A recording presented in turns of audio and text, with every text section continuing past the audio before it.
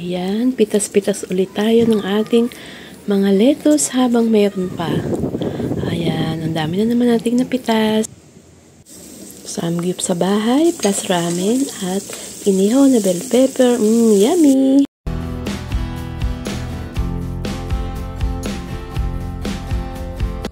Ayan, pasyal muna tayo o pasok muna tayo dito sa Korean store.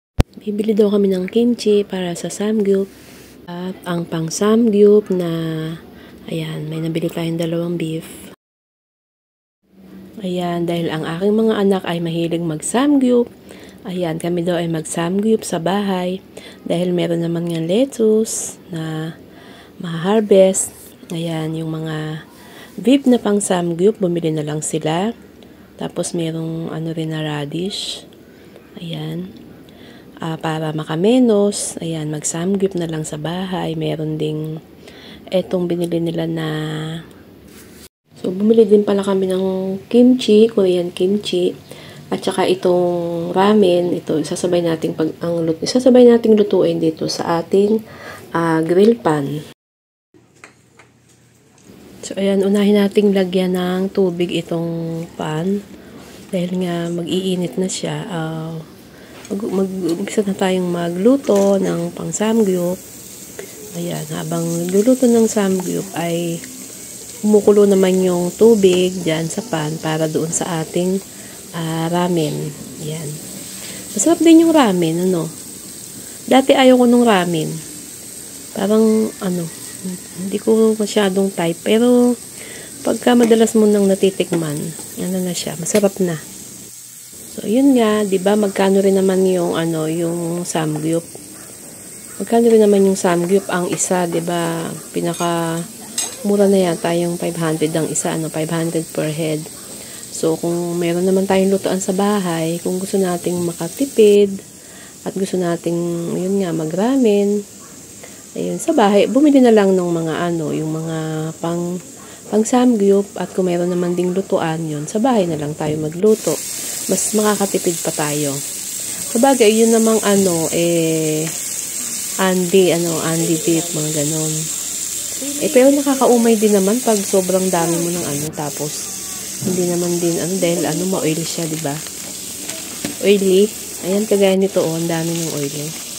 So, ang ginagawa ko dyan, sinisip-sip ko ng tissue, yung oil niya. Ayan, di ba? Hindi naman din healthy. Kasi nga, ma-oily siya. Kaya nga, paminsan-minsan ay okay lang naman din. Saka, banding na rin ng, family banding na rin. Habang nag-iihaw-ihaw, ayan. Hindi natin sa gitna. So, ayan po, yung aking 2 anak na babae. Ayan, sila yung nagluluto. Dahil sila naman yung mahilig dito kumain. Sila yung mahilig dyan kumain ng mga yan, ng beef na yan. Kami naman lang, tikim. Yun kasi pag may edad na, diba, hindi na maganda yung pinakain natin ay oily food, ganun. Dito sa pan, hindi lang naman, minsan nung nagluto kami ang niluto ko naman dito, kumuha lang ako dito ng beef, tapos, yun ginawa ko siyang sinigang. Nilagyan ko ng mga gulay, yun dito. Tapos, yun nga, yung beef niya, mga gulay, tapos pampaasin. Yun, kasi nga, kasama na yun, umiinit yung pan. Kaya, kailangan sabayan din ng lulutuin para, yun nga, yung kuryente kasi, diba, sayang din. Kaya, kung may iluluto tayo, pwede tayong magluto ng sabaw, ganun. Sinigang or nilaga. Pwede isabay. Pero, yun nga, masarap nga yung ramen. Kabagay nitong samgyup. So, bali, naglagay pala kami ng bawang dyan. Para, yun nga, magkalasang bawang. Tsaka medyo bumango din. So, ayan, luto na yung ating ramen. Nilagyan ng anak ko ng itlog. Tapos, yung mga beef na ay, yung mga meat na ay putol-putol na lang. Ayan, para madali na lang siyang maluto. So, nilagyan din pala natin ng konting spring onion. Ayan, naka-harvest din tayo. May konting dahon yung aking tinanim na sibuyas. Ayan, luto na ang ramen. Magsasandok na. Pwede nang kumain.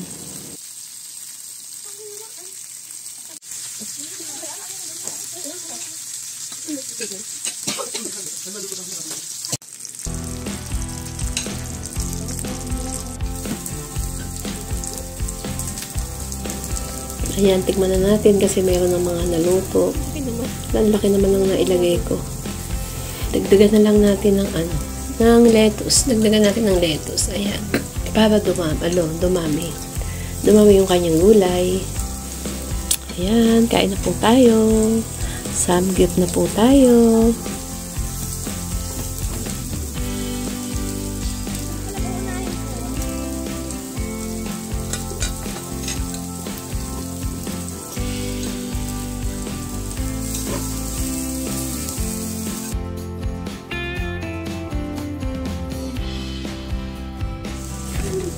At ito yung samgyup na kakaiba kasi may inihaw pa tayong bell pepper. Ayan, galing din sa ating mga tanim na bell pepper kasi ang dami nga niyang bunga.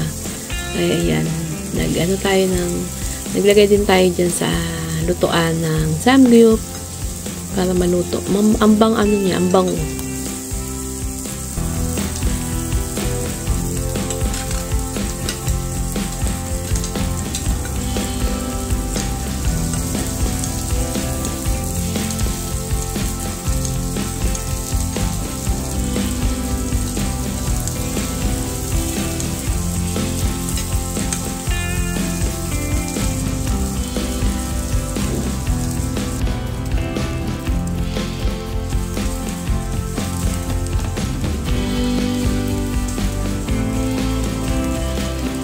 Luto na yung ating mga bell pepper.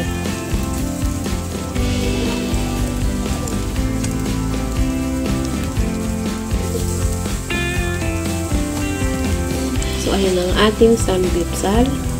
Samgyupsal sa bahay kung gusto nating makatipid. At saka ang ating ramen ay, ayan, nagluto na lang din ng ramen. Ayan, luto na. Saan kaya ito masarap isawsaw?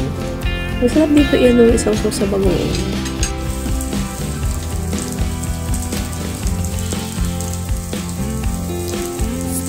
Ayan, dito na po i-end ang aking video. Maraming salamat po sa mga sumama ngayong araw na to, sa mga napadaan na pasilip, sa lahat po ng mga viewers, silent viewers, sa new subscribers. Maraming salamat po sa inyong pagmamahal at suporta sa ating munting channel.